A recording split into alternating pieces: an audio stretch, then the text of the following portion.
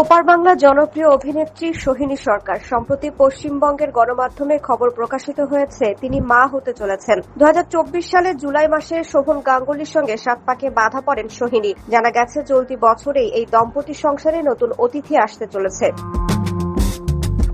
সম্প্রতি সিনেমার অনুষ্ঠান কিংবা প্রিমিয়ারে কিছুদিন ধরে সোহিনী সরকারকে খুব একটা পাওয়া যাচ্ছে না। এমনকি নিজের সিনেমা ফেরার প্রিমিয়ারেও অনুপস্থিত ছিলেন এই অভিনেত্রী। সেখান থেকেই এমন গুঞ্জন চাউর হয়। যদিও এই দম্পতির কেউই এ বিষয়ে আনুষ্ঠানিকভাবে এখনো কিছুই জানাননি, তবে তাদের ঘনিষ্ঠ সূত্রের বরাতে জানা গেছে সোহিনী সরকার শিগগিরই নাকি মা হবেন।